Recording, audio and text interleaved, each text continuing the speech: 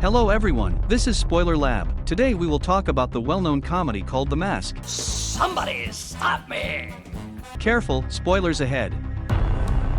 The film begins with some underwater work being carried out off the coast of the fictional city of Edge City. Suddenly, at the bottom, a diver discovers an ancient chest and tries to open it. But suddenly he is crushed by a pipe that has fallen off the chain, and a mysterious mask emerges from the chest. The main character of the film is a lowly bank clerk named Stanley Ipkiss, a sort of funny loser with very expressive facial expressions. He gets turned down by a nondescript colleague from work, then the men from the car service cheat him, then the club security throw him out. In general, everything happens to him that should happen to a loser. He is awestruck and lost at the sight of a stunning blonde named Tina Carlisle. With her unexpected visit, she notably raises the degree of tension among the employees of this dull financial institution, and wants to open an account here. But the blonde is not so simple. She is the scout of a certain gang planning to rob this bank. In addition, the gang intends to remove one tough boss named Nico, who owns the bank and almost the entire city. Once, Stanley's car falls apart right in the middle of the bridge, and in the water he seems to notice a human body.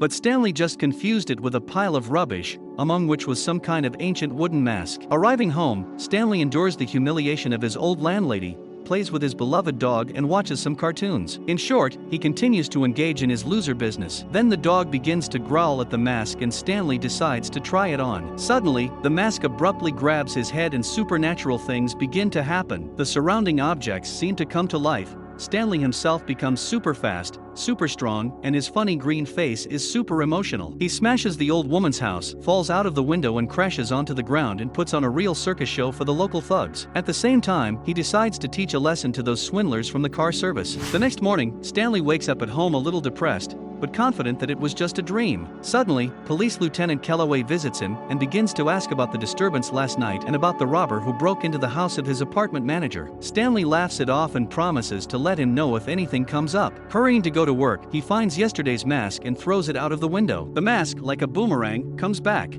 At the bank he is scolded for being late, and a colleague named Charlie expresses regret that he was not with him yesterday at the Coco Bongo Club. After all, his blonde friend was the main star there, but Charlie advises to forget about her and focus on someone simpler. A journalist named Peggy Brandt visits Stanley with strange questions about the auto repair shop, of which he is a client. She says that trouble happened to those workers yesterday, but Stan again jokes about it. A mobster named Dorian Tyrell, the one who wants to take the place of the boss of the mafia and rob his bank, also runs his nightclub Coco Bongo, but apparently he is not running it very well, for which he gets a serious thrashing from the boss. Stanley's night turned out to be much better, because now he is cool, rich, and the beautiful blonde Tina at the entrance to the club is very erotic, licking his ear. Unfortunately, it was just a dream and his dog. When Stanley wakes up, he notices that the mask he had thrown away is back on the couch. After some hesitation, he puts it on again and decides to go to Tina's club all the same, but as the new persona. On the way, he intends to drop into his bank, because he needs money. At this time, Tyrell's gangsters are just starting to rob the bank, but Stanley in a mask deftly gets ahead of them and takes all the money. Arriving at the club in a huge white limousine, he pompously throws money at the entrance and goes inside without any problems. After a funny reaction to the cute performance of the star of the program Tina Carlisle, Mask decides to give his performance. He cheers up the musicians a little and, to the enthusiastic shouts of the surprised audience, arranges dynamic dances with Tina. Meanwhile, Tyrell is informed that their operation has failed, and the one that stopped them is precisely the one who is now dancing with Tina. Dorian orders the bandits to kill Mask, but he manages to kiss Tina for the first time, play some funny theatrical sketches, get an imaginary Oscar and escape.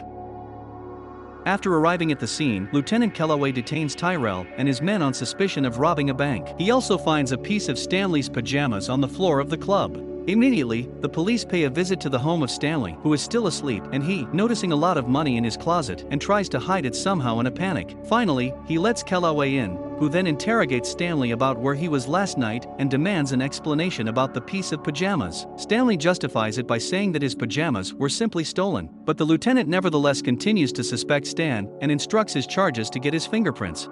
In turn, Dorian also promises his bandits a huge reward for the capture of that green-faced son of a bitch. At work, Stanley feels annoyed and even dares to raise his voice at his boss. Tina suddenly appears, complains to him about financial problems and shares her impressions of needing Mask. Trying to surprise her, Stanley lets slip that he knows him, and if she doesn't mind, he can arrange another meeting for them. Tina happily agrees and schedules a meeting at the park. After that, Stanley comes to an appointment with a certain Dr. Newman, a scientist and expert in masks. From him, Stanley learns that this is the mask of the Scandinavian god of cunning and mischief named Loki, but since he is a night god, it is possible that the mask is activated only at night. Trying to surprise the doctor, Stanley tries to put on the mask, but he fails. The doctor thinks Stanley is crazy and offers to find the right clinic for him. At the same time, Lieutenant Kellaway is informed that the fingerprints found at the crime scene belong to Stanley Ipkiss. The cops arrange for him to be followed, but he still goes to the park to meet with Tina. After being himself for a bit, Stanley hides, turns into mask, and in various ways tries to seduce Tina. But then they are suddenly interrupted by the police. Mask makes his usual performance in front of the cops, mocks them in every possible way, puts on a whole show and lulls their vigilance. Hiding from the police in the alleyway, Stanley takes off his mask. Suddenly, out of nowhere, the reporter Peggy drives up in a car and picks him up. During frank communication with her, Stanley confesses that the mask changes him and takes over him. But suddenly Tyrell's gang rushes into the office and grabs Stanley. Peggy gives them the mask, and in return receives her promised $50,000. The bandits torture Stanley, and Tyrell puts on a mask and turns into an even uglier demonic creature. They find out from Stanley where he hid the money, come to his house and steal it. Stanley himself is thrown out of the car near the police station, right under the feet of Lieutenant Kellaway. Stanley is arrested and thrown behind bars, but his faithful dog still tracks him down. Tina comes to visit him in prison and makes sure that he is masked. He confesses and says that the mask enhances the inner impulses of the person who wears it, and since the mask is now in Tyrell's hands, it is better for her to flee the city. When leaving the police station, bandits immediately start pursuing Tina, surrounding her from all sides and grabbing her. In the car, Tina is about to light a cigarette, but Tyrell forbids, pointing to a whole box of explosives. Then, in front of her eyes, he puts on the mask and they head to the club. Meanwhile, the faithful Milo jumps into Stanley's cell and steals the keys from the sleeping guard for him. When leaving, he runs into Lieutenant Kellaway and, threatening him with a pistol, orders him to be taken out of the station under the guise of being his prisoner. Meanwhile, a charity event is being held at Coco Bongo in the presence of Nico himself. Suddenly, the doors literally fly off and a gang led by the demonic Tyrell enters the club. A firefight ensues, during which Nico and all of his men are killed. Tyrell takes over the club by planting explosives at the feet of a tied Tina. Stanley sneaks into the club, meets his friend Charlie, and asks him to bring innocent people out. But the bandits take Stanley by surprise and take him prisoner. Tina convinces Tyrell to take off his mask for a goodbye kiss. Lulling his vigilance, she sends the mask flying with a kick. Tyrell's subordinates try to catch it with all their, but with a jump, Milo intercepts the mask. While escaping the bandits, Milo accidentally puts on the mask and turns into a formidable dog with huge teeth. While the dog mockingly cracks down on the bandits, Stanley defeats Tyrell in a fierce battle. Noting that this is some new breed of dog, Stanley removes the mask from Milo. Tyrell's men immediately begin to fire at him, but Stanley manages to put it on and appears before them in the guise of a grotesque gangster. Noticing that the timer is running out, Mask simply swallows the bomb and it explodes inside him.